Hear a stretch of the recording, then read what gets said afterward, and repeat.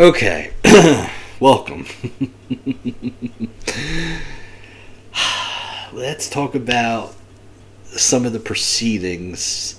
This will be mainly a discussion of the business session, or lack thereof, at last weekend's 2022 North Carolina Republican Party Convention.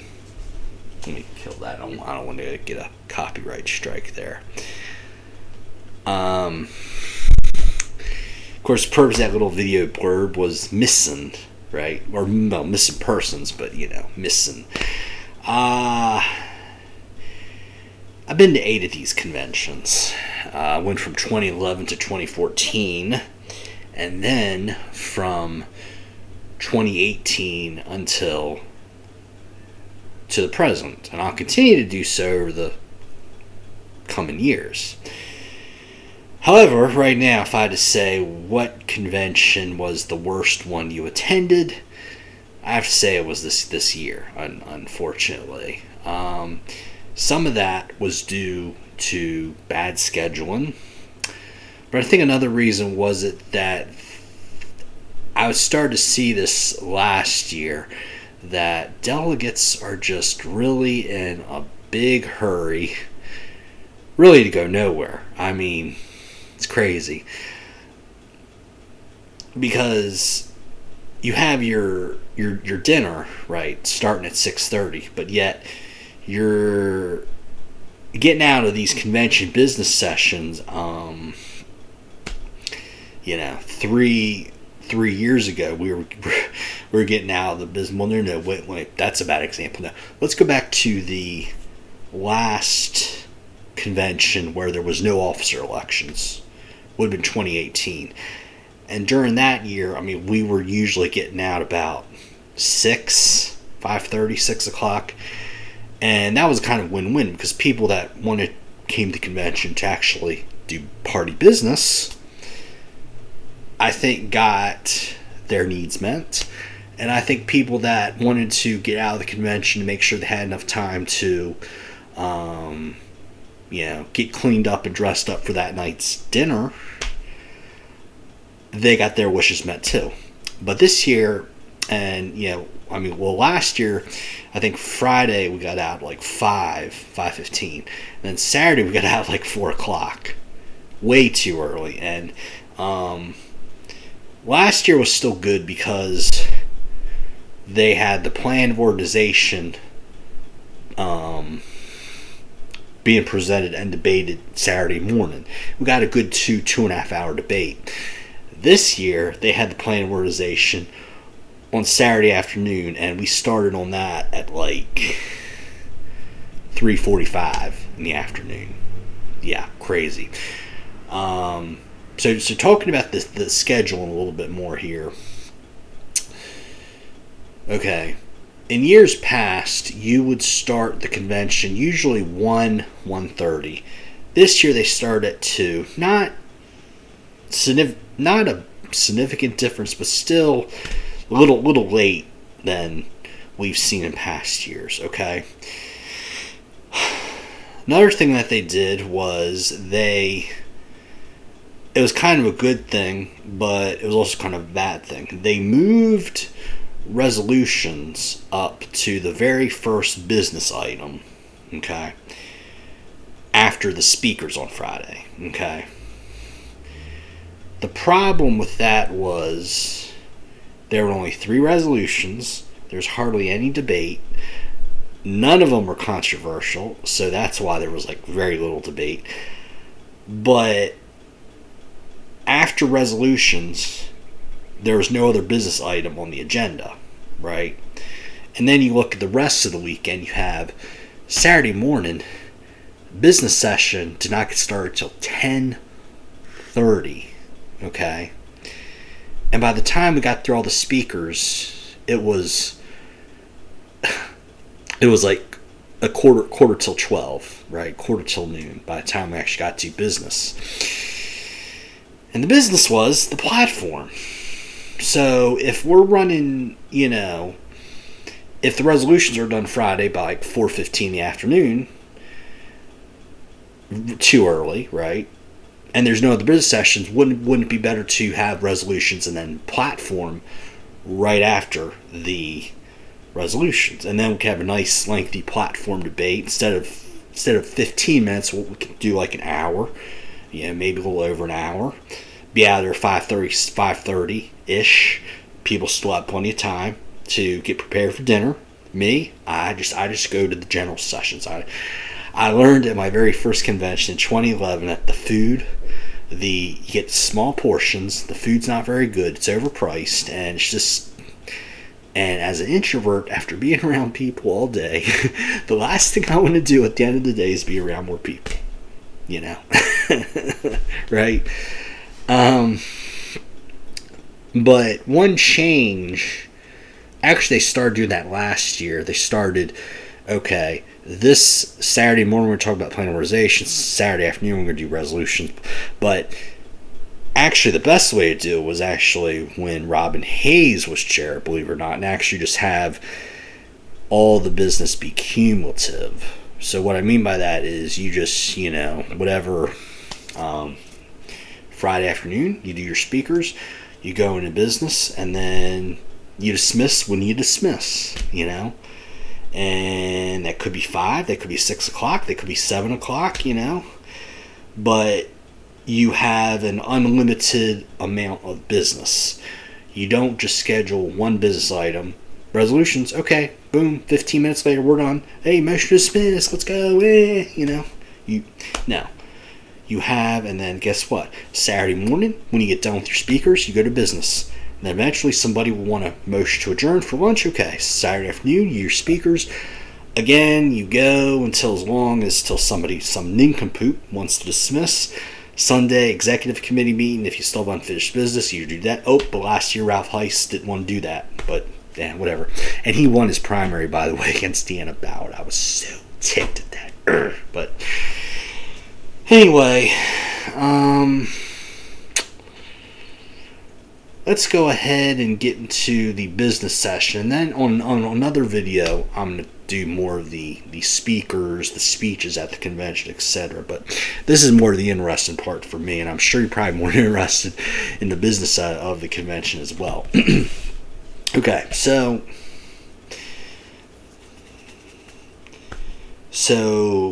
started at 2 o'clock. We did speakers on Friday afternoon, and then at 3:56 p.m. we looked at the rules committee. The rules were pretty nothing off the wall there. There was one rules change which had already been done, and that was they moved the cutoff registration. Used to be a week before the convention, like May 11th, but then they moved it to like 2 days before the convention, on the Tuesday before. So that was the only rules change, and that had already been implemented, so there was no discussion or debate on that. And then we went to the resolutions. Okay, now, and chairman of the convention, Billy Miller, said that, look, they moved the resolutions to Friday afternoon because a lot of delegates have been sending in the post-convention surveys saying that the resolutions never get heard, they never get heard. They're always at the end of the business agenda. Let's make them first this year. Okay. There are 3 resolutions that came through committee, made it to the Red Book. Now there were 24 resolutions considered. I talked about what went into the consideration on my committee reports video. Most of I think these 3 resolutions primarily came out of Craven in East Carolina and Polk County out in the western part of the state. Okay. Martha Jenkins of Orange County spoke in support of Resolution 1, which was to the Keep 9 Amendment to the Supreme Court, amend U.S. Constitution to prevent court packing. And then guy by the last name Reed, Forsyth County, talked about something a little bit off. Well, no, he's talking about the critical race theory resolution in opposition of that. Talked about, well, we do minority outreach. That's critical race theory. Let's see. Lee Haywood of Guilford County mentioned a typo. There was just something about there are two sexes, women and man. They left off the man for some reason. Neil Moore of Gaston County made a motion to previous question. That was to end debate. Seconded by Diane DiLiberto of Guilford County. And let's see. Then we had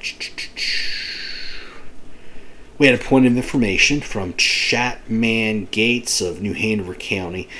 He had a question about the language of the transgender resolution, but that was ruled out of order because we had already moved to end debate on the resolutions. Okay, there was a motion. Previous question passed overwhelmingly and took a vote on all the three resolutions. They all passed. Swain County said that it's going to be a priority from their state House representative that Keep 9 Amendment be passed, a resolution of support be passed in the North Carolina legislature. Gentleman from Ashe County said there were the red books. These things were not, I repeat, in everybody's registration packet. That's a big no-no. Big misorganization error there. Okay. And then let's see. And then Billy Miller said, well, that concludes the business for this afternoon's business session. He wanted to make an announcement that tickets were still available. And then, let's see. Our first nincompoop of this year's convention was Joe Burleson of Stanley County. Joe made a motion to adjourn, even though Billy Miller was getting ready to adjourn anyway. And it's only 4:15 in the afternoon, and we're adjourning. And, if you're watching this, Joe, why in the heck are you in such a friggin' hurry to leave? Billy was going to make a motion. If you just give him a couple more minutes, let people have an opportunity to make announcements, okay, we're 2.5 hours ahead of schedule. Like, would it kill you to sit back down your freaking seat for 5 or 10 minutes and listen to stinking announcements? Anyway. So these motion to adjourns, it's like there's a mafia of them in the convention delegation. I remember for several years they had Matt Overby of Wake County. And then eventually he got found out as the guy who always makes a motion to adjourn or do a quorum call that leads to a motion to adjourn. Eventually he got found out. He got called out too many times. And then somebody else did motion to adjourn. And, And now Joe Burleson. So, yeah, I'm going to continue to call these people out and make them feel real guilty about that. Even though it's perfectly legal what they did under Robert's Rules of Order, but still, I just don't like it. No me likey. Okay. All right. Let's go to Saturday morning's platform committee. Okay, well, first let me talk a little bit about credentials. I'm going to do a separate video, as I always do, on the credentials report of that is the number of delegates attending for each of the 100 counties in North Carolina. So, last year, there was just one credentials report done for the entire convention. And I thought that was going to be a new tradition because 2019, we had such a huge issue with so many people showing up Saturday morning to register for the first time. It overwhelmed the system and everything. And then, of course, we had the pandemic, and then 2021, we had people had the option of attending the convention in Greenville or watched it on their computer. So there was a virtual option and an in-person option. But you still had to register ahead of time, and then there was one credentials report given Friday afternoon, and that was it for the whole entire convention. Well, this year, they did a credentials report on Friday, okay? I wrote all the numbers down, okay? I recorded a credentials report video Saturday morning that I hadn't posted yet, but was going to post eventually. Then Saturday morning came around, right, after I had done the credentials report for Friday, right? Well, Saturday morning, the chair of the credentials report, Linda Petroff of Forsyth County, said, I'm going to do something a little different this year. Instead of reading off the names of the county and the delegate figures, I'm just going to scroll. I have this little graph here. I'm going to scroll on the projection screen. And I didn't think much of a problem with it, but the problem is that the thing was scrolling too fast. It would have like 20 counties for 3 seconds, then another 20 counties for 3 seconds, another 20, you get the picture. It would just keep skipping up and up and down, you know? It was a mess. So, what I'm going to do, as soon as I'm done recording this video, I'm going to send an email out to Jason Simmons, the executive director of the NCGOP, and get him to email me a credentials report from Saturday morning. Because when I did the credentials from Friday, I noticed that there was a huge drop-off in members from last year's. Like, it was half as many people this year as there was last year, but actually it turned out to be just about even from last year. So, okay, so let's talk about the platform here. Again, platform of the North Carolina Republican Party. I don't really give a rip about the platform of your shoes, okay? So we started this thing at 11:41 a.m. after our too late of a start time of 10:30. Okay, so some of these changes to the platform I actually already talked about in my committee report video, but there were actually some other changes I missed, and Julie Emmons, the chairwoman of the platform, she did a great job of going through all the changes, and there were some that I actually missed in my committee report video. So I'm going to give you the ones that I missed, and I know I'm not going to repeat the ones from the committee report video. You can go back and watch that on your own time. Okay. All right, so in the preamble, there's a new sentence that says, as a party, we denounce bigotry, racism, sexism, anti-Semitism, ethnic prejudice, and religious intolerance. Okay. And then we go to Article 1, Section 3, under Family. Okay. Vaccinations and immunizations have been added to the sentence that says, we support laws that require written, notarized consent for all medical treatments, such as, but not limited to, vaccinations, immunizations, mental health treatments of minor children, drug and alcohol treatment, and counseling and services related to immunizations, contraceptives, pregnancy, abortion, sexual orientation, and/or gender identity issues. Article 2, Section 2 of the Economy. We believe health savings and retirement accounts should be encouraged and free to taxation. Section 4 under the Economy. We support encouraging economic growth through reduced regulation and taxation. New part is, and we oppose corporate favoritism. Article 3, individual liberty. We oppose, Section 2, we oppose any restriction on the free exercise of religion, such as removing prayer from governmental activities or name of God or similar terms from our public documents and institutions.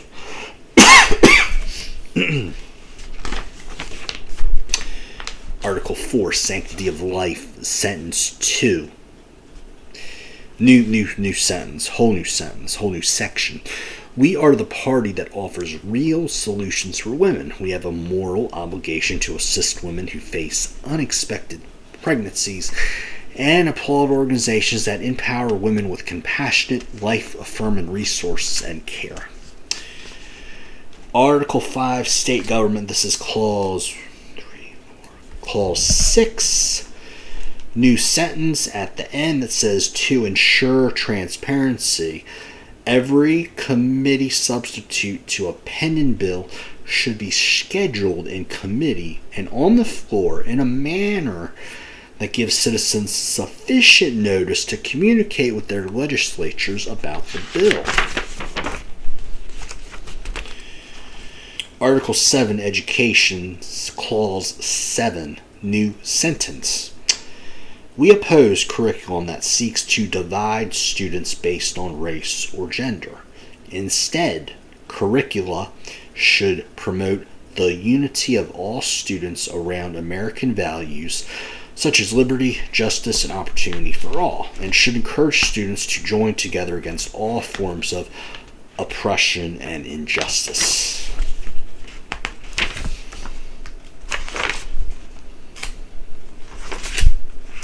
Okay, so that's all the changes that Mrs. Emmons mentioned there. Okay, so at this point we enter into debate on the platform. Of course, in order to enter debate, first of all, Chairman Billy Miller will say, do we have a unanimous consent to pass the platform basically without debate? Is there objection? And yeah, there was objection to the platform.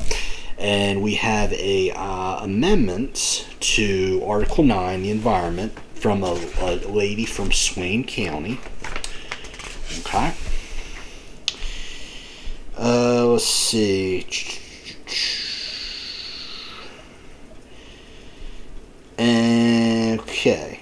So she had 3 different changes that she wanted to pass as one. Okay.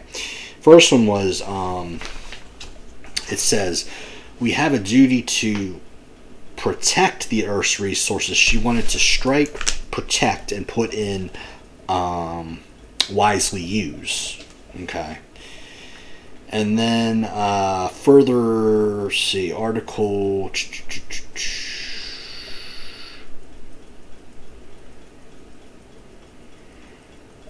sentence 2... Okay. It was further loss of...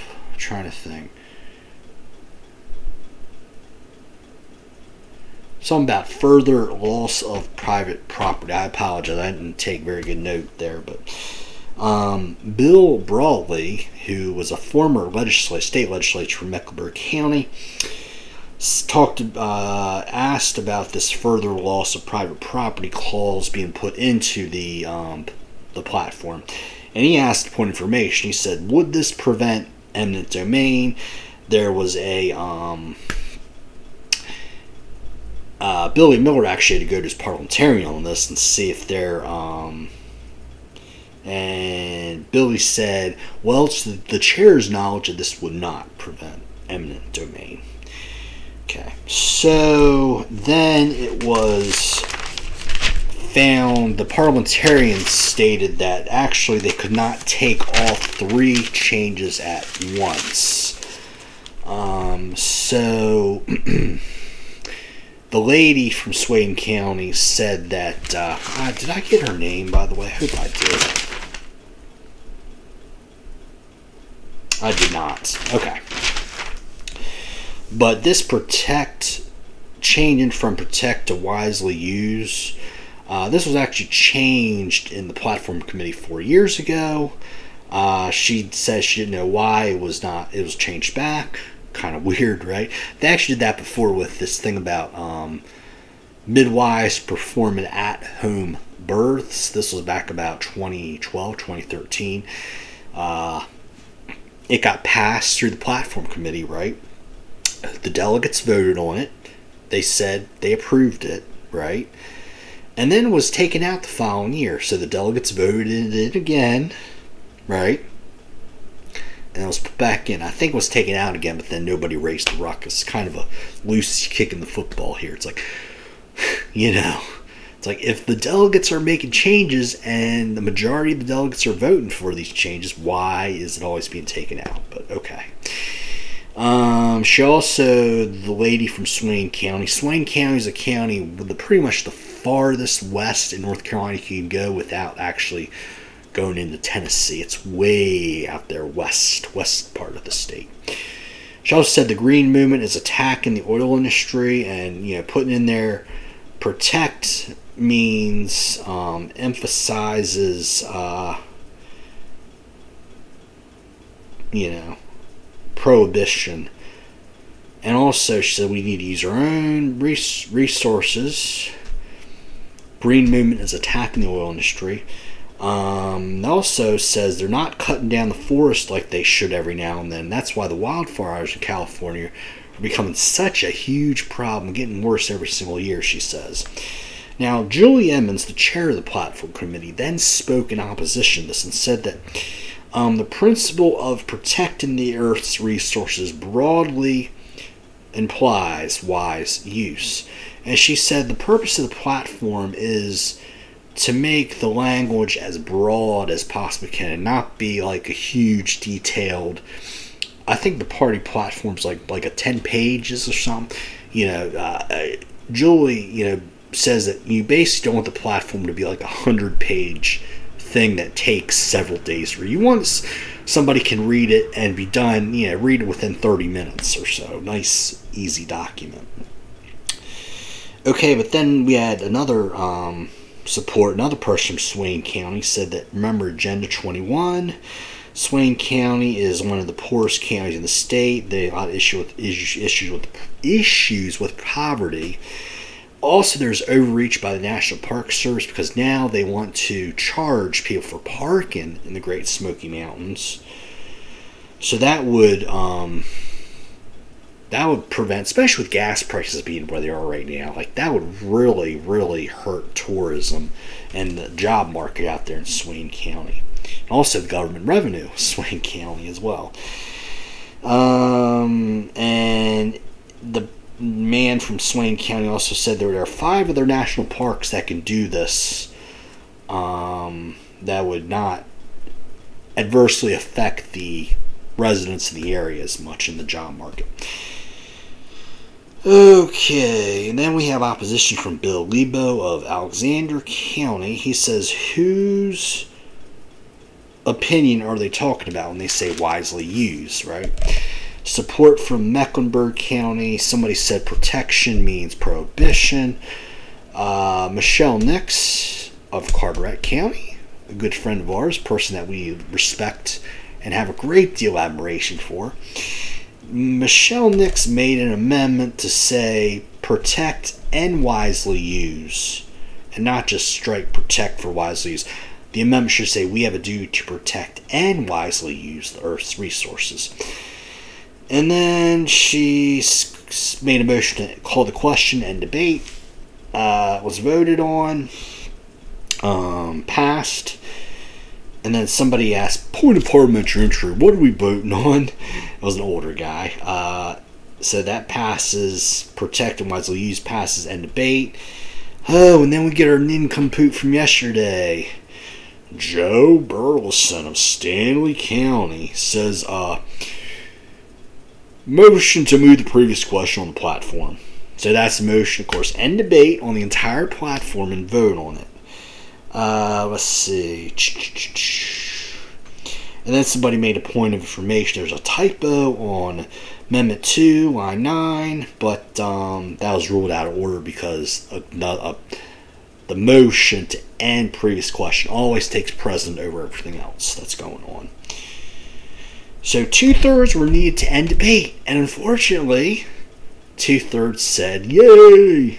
Of course, me and a few others said nay. I mean, this was just like seriously, like we had just been debating the platform for like maybe 10 minutes. It's crazy, and already some idiot imbecile wants to end debate.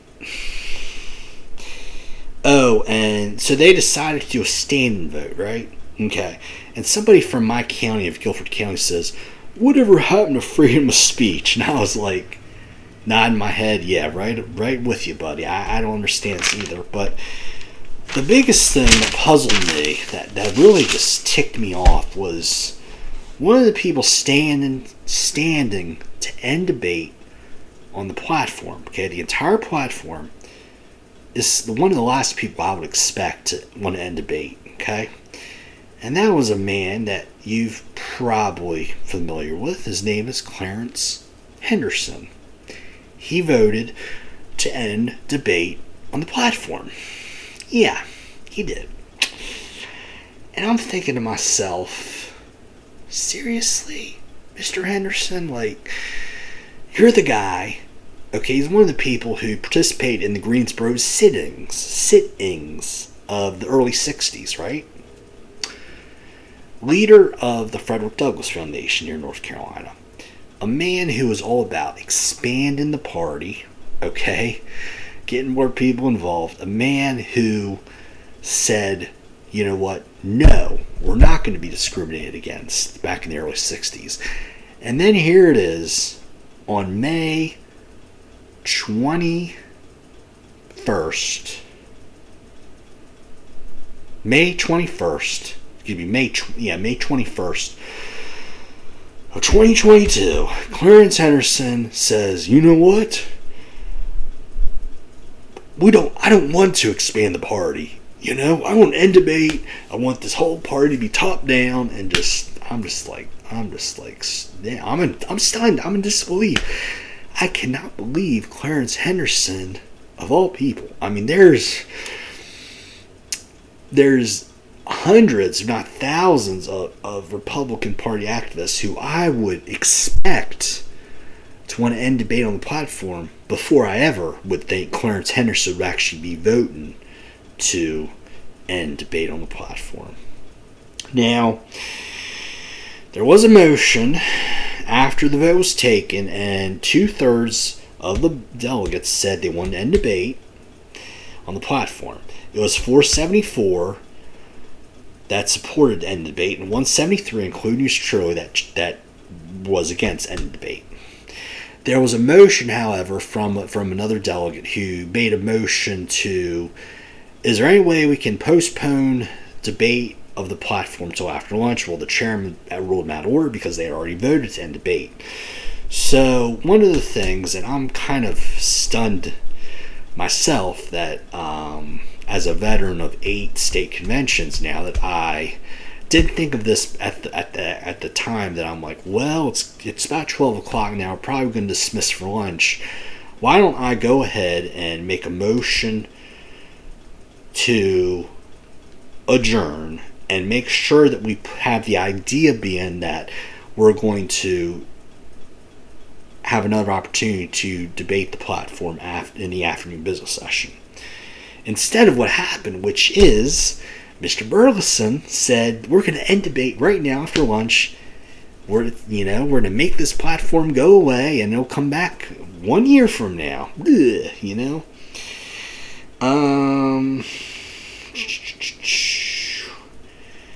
So, of course, the next thing that we had was a motion to adjourn. Angela Hawkins, of Lake County, motion to adjourn right at 12 o'clock. And that was it for that.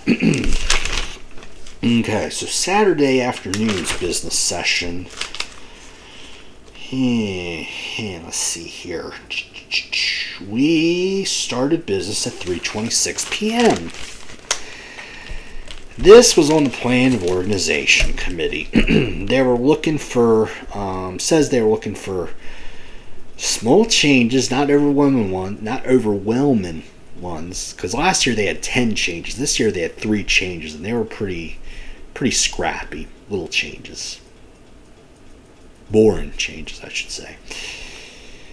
Okay, so Amendment 3 to the Plan of Organization was talking about party disloyalty.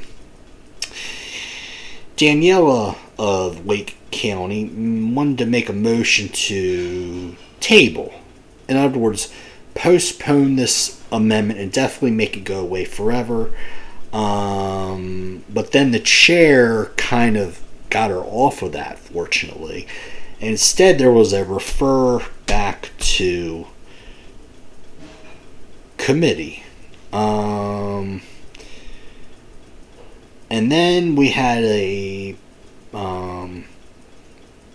opposition, David Gleason, great friend of mine, chairman of Guilford County, spoke in opposition of this refer back to committee. He says, look, this amendment is on point, and the timeline for the suspension is right there.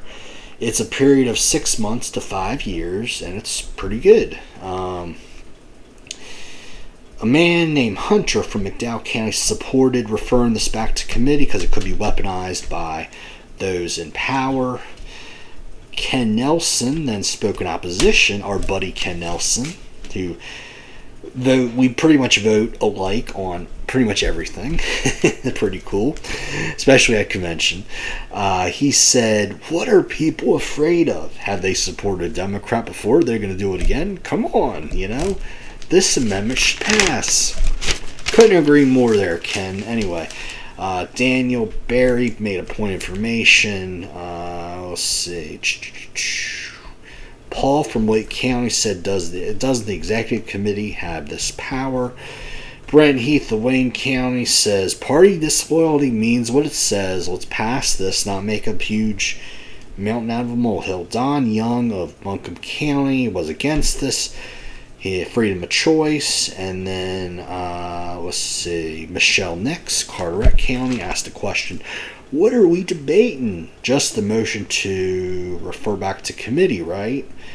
And then the chairman said yes. But unfortunately with that, there's a very thin line between debating the motion to refer back to committee and the actual amendment. Let's see, Angela Hawkins was in a big hurry from Wake County. She called the question, and people said, yay! Okay. And then, let's see, end debate at 3:55 p.m., 2/3, got the 2/3, Stephanie Broughton of Carteret County. Oh, this is on the entire plan of organization.